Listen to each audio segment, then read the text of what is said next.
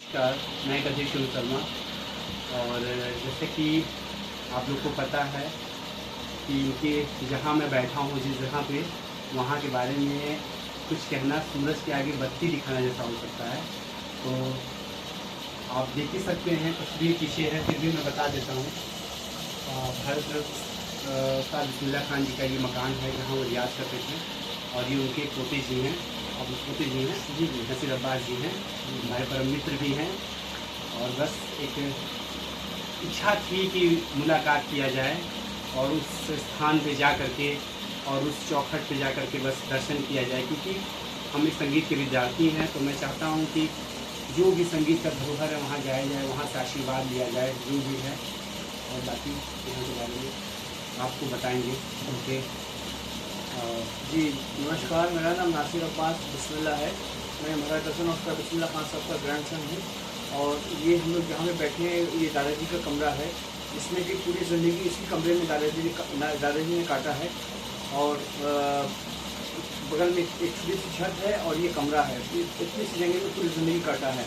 और दादाजी बोलते थे कि मतलब हम पूरी दुनिया घूमते हैं, अमेरिका, लंदन, मतलब पूरी ऑल इंडिया, पूरा ऑल वर्ल्ड घूमते हैं। और फिर हम बड़े बड़े होटलों में रहते हैं, लेकिन हमें सुकून मिलता है अपने इसी रूम में। इसी रूम में जब आते थे वो बोलते थे कि इसी रूम में हमें चैन की नींद आती है। और इसी रूम में रियाज़ करते थे, इसी रूम में आराम करते थे, इसी जगह पे नमाज़ पढ़ते थे, फिर इसी चारपाई पे वो खाना खाते थे। और बाकी कभी कोई आ जाता था तो उनसे इसी रूम में बुला के उनसे बातें भी किया करते थे। और उनकी यादें इतनी हैं कि अगर सुबह से शुरू करें तो शाम हो जाएगी, रात हो जाएगी, रात से शुरू करें तो सुबह हो जाएगी। इतनी दादाजी की बातें हैं। और ये हमारे दोस्त, मतलब बहुत अच्छे प्रिय दोस्त हैं, कबीर शिवम भाई। और फिर ये दादाजी के रूम में आए हैं, उनकी चाहत थी, उनके दिल में दादाजी की मोहब्बत थी, जो उस मोहब्बत को लेकर आए हैं। हम लोग साथ में बैठ के बात कर रहे हैं। और आपके दोस्त ये हमारा जो वीडियो बना रहे हैं, क्या नाम है, दिवेश शुक्ला जी। हाँ। दिवेश जी जो है वो भी दोस्त के दोस्त हैं, हम लोग के सब जिगरी हैं दोस्त। वो भी वीडियो बना रहे, वो भी बैठे हुए हैं।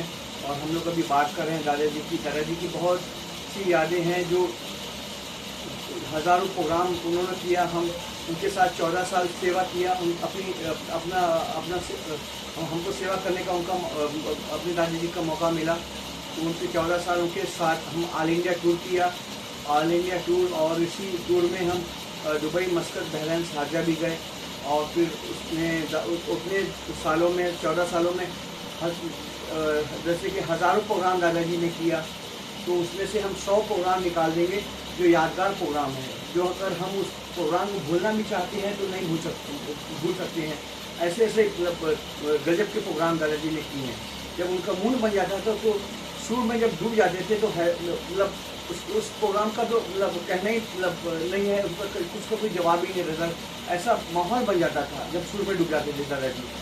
तो ऐसे ऐसे प्रोग्राम हमने दादाजी के साथ रह के देखे हैं। और बाकी जो है सब दादाजी नहीं है, लेकिन उनकी याद है, उनके रूप यादें हैं, उनकी चीज़ें हैं। और वो कहीं मतलब अपने संगीत के मार्फत तो हमेशा रहेंगे ही और हैं भी, मगर जो आपका जो भाव है उनके प्रति, वो कहीं भी रहेंगे। वो आपका जो भाव है वो उनको खींच के लेकर के आएगा। इस बैठक में मैंने इस चीज़ को महसूस किया, क्योंकि जैसे मैं अपने नाना जी के बारे में कुछ बातें बोलता हूँ, परी लक्ष्मी महाराज जी के बारे में। तो मैं क्या होता है, जो आंखों की भावना में डूब जाती है, तो वो जो भाव होता है ना, वो जो सच्चा, हर कोई कहने का मतलब विरासत का सेवक नहीं होता है। मैं तो स्पष्ट बोलने वाला व्यक्ति हूँ, मुझे किसी से डर नहीं लगता है, कोई मीडिया या कोई भी हो, मुझे कोई फर्क नहीं पड़ता है, क्योंकि मैं सच का ही साथ देता हूँ। तो मुझे कहीं ना कहीं ये चीज़ लग रहा है वो आपके भाव में कि हाँ, आप इस जगह को इसी साफ सफाई जिस हिसाब से यहाँ पे दिख रहा है, इतना पुराना ये धरोहर इसका कर रहे हैं, तो वो आपको मिलेगा और मिल भी रहा है। ऐसा नहीं है, मिलेगा भी, जरूर मिलेगा। तो बस यही सब है। और ये सब आपका ये सारा फोटोग्राफ्स हैं, देख सकते हैं, कज़न वाला है। जी जी जी। ये क्या जो उस समय फ़ोन यूज़ होता था? हाँ। अच्छा, वो ट्रांसलेट, ये सब छोटी छोटी चीज़ यूज़ करते थे। जी। और बाकी सिंपल सी उनकी ज़िंदगी थी। और सिंपल सा उनका फ़ोटो है, आप देख सकते हैं। ये फोटो एकदम ओरिजिनल जैसी है। जी जी। ये किसी ने आर्ट अपने हाथों से बनाया है ये फोटो। अच्छा। तो एकदम ऐसे ही लास्ट टाइम में लगती थी दादाजी। और हाथ की फोटो तो बहुत सी बनी हुई, ये भी बनी है, ये भी बनी है, लेकिन ये जो फोटो बनी एकदम ओरिजिनल फोटो लगी, जैसे दादाजी लास्ट टाइम में लगते थे, तो एकदम हूबहू एकदम वैसे ही दादाजी को एकदम उतार दिया फोटो में। ये फोटो बहुत हम लोग को पसंद है, ये बहुत अच्छी लगती है हम लोगों को। ऐसा जब फोटो को देखते हैं तो पूरा दादाजी का जो चेहरा है हम लोग के सामने आ जाता है। जी जी बिल्कुल, क्योंकि और सब फोटोग्राफ जो हैं वो थोड़ा सा अलग तो है। पेंटिंग किया गया है, हाँ, थोड़ा सा उसमें किया गया, लेकिन इसमें ओरिजिनलिटी जो उनका मतलब ये वाला ये जी जी ये वाला हाँ ये पेंटिंग से ही बनाया हाँ गया। हाँ हाथों से बनाया, लेकिन एकदम हूबहू उतार दिए एकदम दादाजी का। ये क्या फुल पेटी है? हाँ ये सूट पेटी है दादाजी की। ये आप अभी मतलब प्ले करते हाँ, हैं? हाँ, हाँ। आप रियाज कहाँ करते हैं? हम इसी में करते हैं। जैसे वो तो थोड़ा बहुत सुना सकते हैं अगर तो। हाँ, तो अभी मुहर्रम है। अच्छा मुहर्रम चल रहा है, सॉरी हाँ हाँ वो ऐसे मुहर्रम 8 मुहर्रम को दादाजी और 5 मुहर्रम को 8 मुहर्रम को इसी मुहर्रम के वक्त में जुलूस निकलता है। तो उसी मुहर्रम में जुलूस में दादाजी चल के बजाते थे। अच्छा। ये नेसरफ से लेके काली महल तक जाते थे पैदल बजाते हुए, और भीड़ लग जाती थी बड़ी बड़ी। डीएम एसएसपी लोग सब लोग आके उनको सुनने के लिए खड़े रहते, और पूरा मजमा पूरी आवाम उनको सुनने के लिए आई। लोग कहते थे अरे खान साहब आज बजाएंगे, आज खान साहब बजाएंगे, आज खान साहब बजाएंगे। लेकिन वो मुहर्रम में बजाते थे, लेकिन वो धूम बजाते थे, नगमा बजाते थे, गम का इजहार करते थे। वो गम का इजहार करते थे, और उसमें फिर उसके बाद दरगाह फातमान जाते थे, वहाँ जाके बजाते थे, घंटा 1.5 घंटा वहाँ जाके पूरा फातमान भर जाता था। मतलब ऐसी भीड़ यूट्यूब पे भी है दादाजी का। जी मैं तो देखता रहता हूँ, बट मैं आपसे ये पूछना चाह रहा था कि जो उनका मतलब शिक्षा दीक्षा के बारे में तो कही रहा है, तो मैंने ये भी सुना कि जो बड़े रामदास जी हैं जहाँ हमारे गुरु जी हैं, हाँ। वहाँ से भी उनका शिक्षा दीक्षा हुआ, क्या इसके बारे में कुछ जानकारी है? हम लोग उस वक्त थोड़े से थे, अच्छा, थोड़े थे, छोटे इतना थे। तो दादाजी तो अपने वक्त में हमने अपने गुरु जी से सुना सुना। जी। हाँ बिल्कुल, हम तो छोटे से थे, उसका इतना याद नहीं, लेकिन हाँ ये इतना दादाजी की मुझे सुना है कि कई जगह ये दादाजी जाते थे अपने प्रैक्टिस रियाज करने के लिए। जैसे कि राजा अवसानगंज महाराज जी, राजा अवसानगंज थे, तो उनके यहाँ कोई कुछ ये बरसात के दिन में वो मतलब सब सारे कलाकार इकट्ठा होते थे, जैसे कि विद्या देवी, किशन महाराज जी, सब लोग वहाँ पहुँचते थे। वहाँ पे सुबह से लेके शाम हो जाती थी, सब लोग कुछ ना कुछ अपना कुछ ना कुछ लोग गा रहे हैं, बजा रहे हैं वो। और फिर बाद में खाने पीने का भी वहाँ पे लोग क्या मतलब जो होता है वो मतलब बाटी चोखा ये सब बनता था, और क्या क्या बनता था, सब लोग वहाँ पे बैठे। हम उस पर छोटे से थे, हम कई बार हम दादाजी के साथ वहाँ आसानगंज राजा के पास गए हैं। वहाँ दादाजी ऐसा लोग का पूरे कलाकार लोग का प्रोग्राम होता था वहाँ पे, ये सब याद है। और बाकी दादाजी मतलब बालाजी मंदिर के मतलब चाहने वाले थे बजान। हमारे बुजुर्ग लोग हमारे दादाजी के उस्ताद बालाजी मंदिर में 18 साल बजाए। फिर जब दादाजी बड़े हो गए तो तब उन्होंने कहा कि बेटा तुम बड़े हो गए, तुम भी जाके बालाजी मंदिर में रियाज किया करो। तो मेरे दादाजी 3.5 साल वहाँ गए, मतलब वो 18 साल रियाज की, दादाजी 3.5 साल रियाज किए बालाजी मंदिर में। और मेरे दादाजी के गुरु ने कहा कि बेटा तुम जाने लगे हो, अगर वहाँ तुम कुछ भी देखना तो किसी से मत कहना। तो दादाजी तो बहुत बड़े तो नहीं थे, फिर भी मतलब समझ में आ गई थी बात। फिर जब जाने लगे तो 20-25 दिन हो गया, तो तब उन्होंने कहा था कि वहाँ तुम जा रहे कुछ भी देखना तो किसी से मत कहना। फिर दादाजी बोले कि जब हम लगातार एक साल हो गया तो बालाजी मंदिर में हम अपनी जगह पे जहाँ पे रोज बजाते थे वहीं बजा रहे हैं, तो झाला बजा रहे थे। झाला में जैसे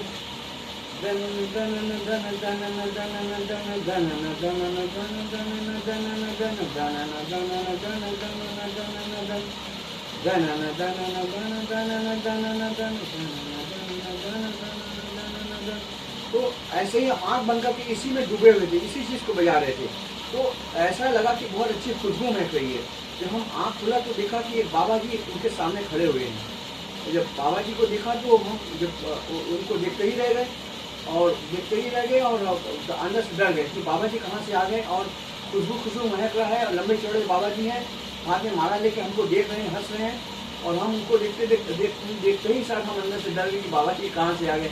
और ऐसे ही हम उनको देखते ही रहे, और देखते देखते हमारी आँख ऐसे झपक गई, ऐसे ही आँख झपकी और ऐसे ही बाबा जी उतने ही देर में गायब हो गए। अब हम देख रहे हैं कि बाबा जी अभी तो यहीं पे थे, फिर अभी कहाँ चले गए। अब हम चारों तरफ दिखा तो नहीं दिखाई दिए, तो फिर अपने मन में इच्छा हुई कि अगर बाबा जी मिल जाए तो अपने मन की बात कहें। तब तक बाबा जी तो गायब हो गए थे, अब कहीं मतलब दिखाई नहीं दे रहे हैं। तब तो दादाजी डर ही गए थे। फिर उसके बाद जो अपना सास को बैग में रखा, शहनाई को बैग में रख कर सीधे मंदिर से बाहर निकले और कुंडी लगाया, और कुंडी लगा के घर में जैसे ही मतलब सोचा कि घर में चल के अपने मामा से बता दें, अपने गुरु से बता दें कि अभी भी मंदिर में बाजार के अभी भी ऐसी बात हुई है। तो जल्दी जल्दी दादाजी घर में आए और देखा कि जब घर में आए तो देखा कि उनके गुरु जी सो रहे हैं, तो नहीं कह पाए। तो दादाजी ने बोला कि हम रात भर बड़े बेचैन से हम सोए, मतलब नींद नहीं आई। फिर जब सुबह हुई तो दौड़ के गए गुरु जी के पास। उनके पास जब गए तो उनके पास गए कि बोले कि मामा अपने मामा को, वो गुरु को अपने मामा बोलते थे, उनके मामा थे ही वो। तो वो बोले कि मामा हम कल मंदिर में बजा रहे थे और एक तो बहुत अच्छी, बस इतना ही कहा है। तो उनके मामा समझ गए कि लड़का कुछ देखा है, हमसे बताना चाह रहा है, और उनका मतलब है कि हमसे बताने ना पाए, पहले ही मना कर दिया। हाँ, कुछ देखना किसी को मत कहना। और वो बताने पे तुल गए। और तो उनके मामा ने फिर कहा कि बेटा तुम अभी बात काम बहुत सा, पहले काम करके और बाद में बता देना। बात को उन्होंने घुमा दिया। हाँ, बात को घुमा दिया। वो चाह रहे कि हमसे कह ना पाए। तो फिर दादाजी गए, वो काम करके आए, फिर वो आए, फिर वो वही बात को रिपीट किया। तो फिर उनके गुरु ने फिर उस बात को काटने का कि बेटा काम बहुत सा है, पहले सब काम कर लो, फिर आराम से बता देना। फिर दादाजी गए, फिर उसके बाद फिर जब तीसरी बार जब आए, तीसरी बार में उनको मौका ही नहीं दिया अपने गुरु को। तो उनके थोड़ा सा बात बोल दिया कि मामा हम बजा रहे थे और एक बाबा ने बहुत खुशबू मैं थी, बस इतना ही कहा है। और उनके मामा बस सुनते सुनते उनको एक थप्पड़ जोर से मारा, दादाजी को एक थप्पड़ मारा, और ऐसे मारा और बोला कि हमें तुमसे मना किया था कि वहाँ जा रहे कुछ भी देखना तो किसी से मत कहना, और तुमने हमसे कह दिया। फिर अब वो एक दूसरे को देखने लगे। फिर उनके गुरु ने कहा कि अच्छा अब देखना तो किसी से मत कहना। तो फिर दादाजी होशियार हो गए। अब जब होशियार हो गए तब फिर वो जाना शुरू करिए। फिर वो 2.5 साल और गए, 3.5 साल वो लगातार गए। 2.5 साल में पहले साल का वाकया बता दिया। 2.5 साल और जो गए तो फिर उस 2.5 साल में उनको दो बार दर्शन और मिला। 2 बार दर्शन और मिला। अब उनको क्या मिला और क्या नहीं मिला तब फिर नहीं किसी से बताया, बस इतना है। यहीं पे दादाजी ला के रोक दिए कि हमें 3 बार दर्शन मिला। एक बार तो हम बता दिया मतलब भूल से। हम लोगों ने बताइए वहाँ पे उसमें सर हम लोग को बताइए क्या देखे थे। हाँ। वो हमारा और आपका प्राइवेसी हो गया। हाँ, हाँ। वो भी हम लोग भी नहीं बताएंगे किसी को। हाँ। तो फिर दादाजी ने जो दूसरी बार 2 बार और दर्शन वहाँ मिला। फिर उसको जो फिर दादाजी ने किसी से देखा है। अब आज के दुनिया में दादाजी का नाम बिस्मिल्लाह खान साहब का नाम आता है तो शहनाई का नाम आता है, और शहनाई का नाम आता है तो दादाजी का नाम आता है। ये ऊपर वाले की मेहरबानी है, भगवान का लाख लाख शुक्र है कि जो संगीत से दूर हैं उनको वो शहनाई अगर सुन लीजिए तो शहनाई में प्रथम नाम आप ही का आता है। जी बिल्कुल बिल्कुल। तो ये नाम जुड़ गया है ऊपर वाले की मेहरबानी से, करम है ऊपर वाले का। लाख आप यहाँ पे अभ्यास करते हैं, रियाज करते हैं। कितने घंटे रियाज करते हैं? लगभग घंटा तो चलेगा। ऐसी कुछ होती है जैसे कि कोई एक विचार होता है जिससे आपको लगता है कि मैं रियाज करूं, वो कारण क्या है? कारण आपसे मैं पूछना चाह रहा हूँ, वजह क्या है कि आप रियाज क्यों करना चाहते हैं? हम रियाज इसलिए करना चाहते हैं कि हम इसी घर में मेरा जन्म हुआ, और जब जन्म हुआ तो हमने ये देखा और सुना, और धीरे धीरे बड़े होने लगे। तो एक तरफ इसी घर में मेरे दादाजी बजा रहे हैं, एक तरफ मेरे फादर बजा रहे हैं, ये मेरे फादर हैं जी, और एक तरफ मेरे चाचा जी बजा रहे हैं। पूरे घर में शहनाई गूंज रही है। ये बचपने से हमारे दिमाग में शहनाई का सुर दिमाग में लगता गया। फिर हमको शौक हुआ कि हम भी संगीत सीखेंगे, हम भी शहनाई बजाएंगे। ये हमें शौक हुआ और शौक आज भी है। और संगीत में दादाजी जब नीचे इस अपने रूम के अलावा नीचे भी उनका ऑफिस था, उस ऑफिस में पूरे ग्रुप के साथ बजाते थे। तोड़ी बजाते थे, भैरव बजाते थे, ये कई राग बजाते थे सुबह के।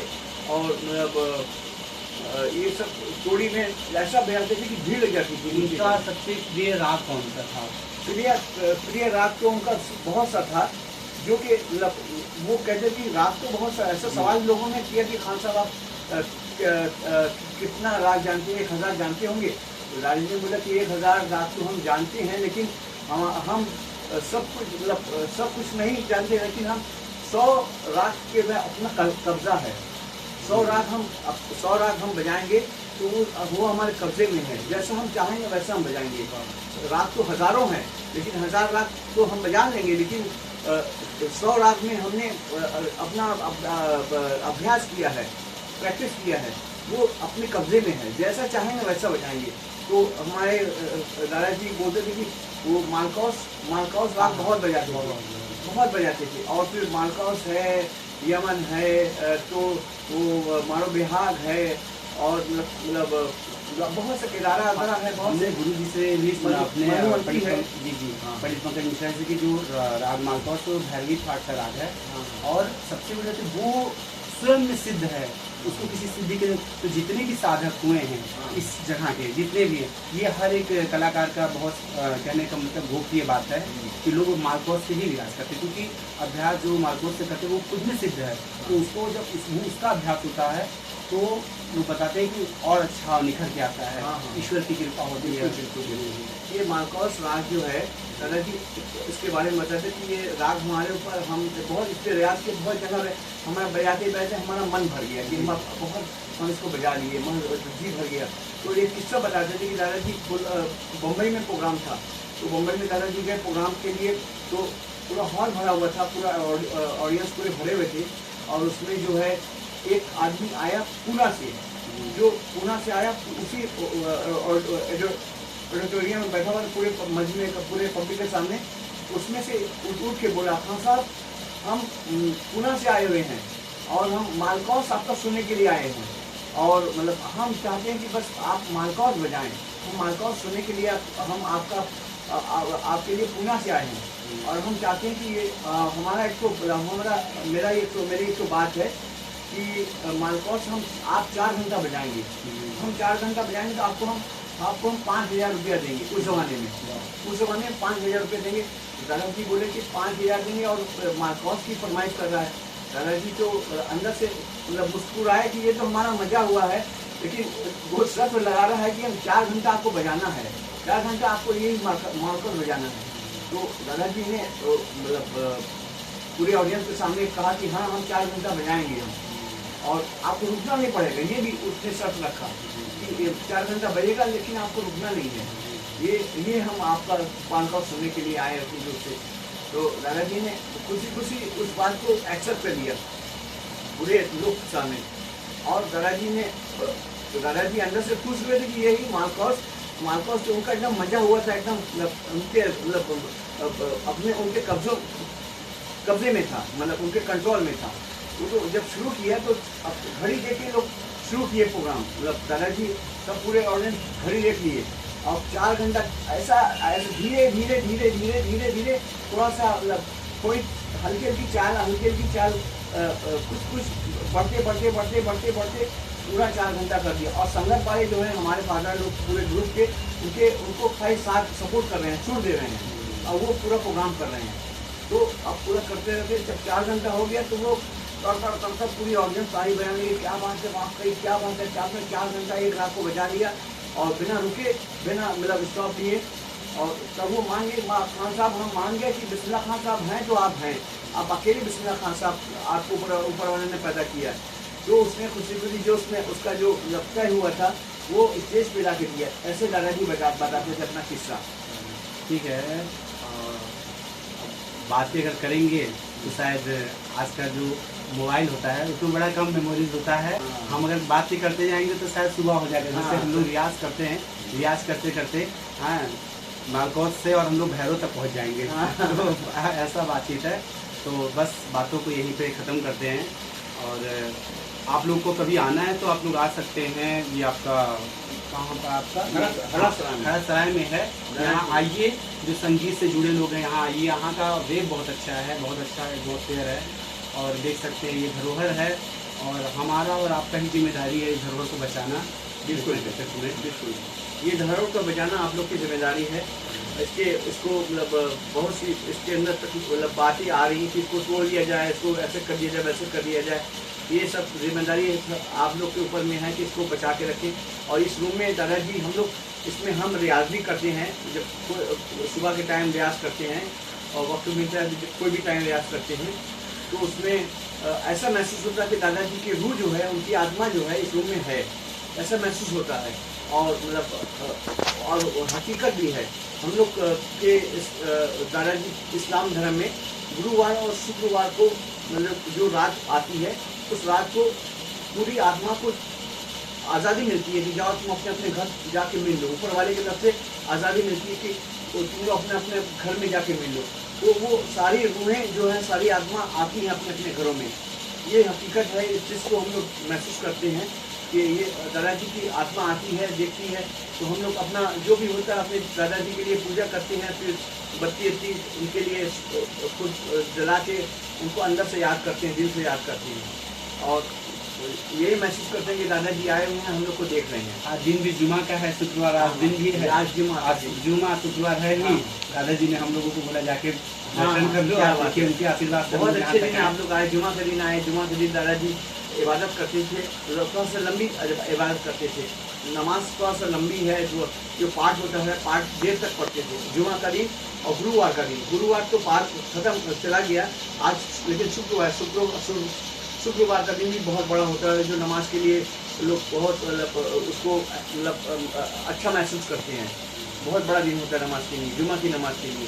तो ये दिन आप सब लोग आए हुए हैं और ये अपने दिल से मैं थोड़ा सा दिखा देता हूँ थोड़ा सा। ये हमारे भाई है, दिवेश भाई है, और इन्होंने ही पूरा वीडियो शूट किया है। और ये आपको मैं थोड़ा सा दिखा देता हूँ यहाँ की बारीक चीज़ें। ये जो है उनकी सुरपेटी है ना, ये सुरपेटी कहते हैं इसको। और ये बांस जैसा ये शहनाई है, और ये बांसुरी है, और ये तानपुरा है। थोड़ा बहुत मुझे भी वाद्य यंत्रों का जानकारी है थोड़ा बहुत। और ये ऊपर आपका ये तबला है जो कि इसके अंदर फ्लूट रखा हुआ है। और ये सारे फोटोग्राफ्स हैं। ये उनकी का सामान है। ये है, ये निकास है।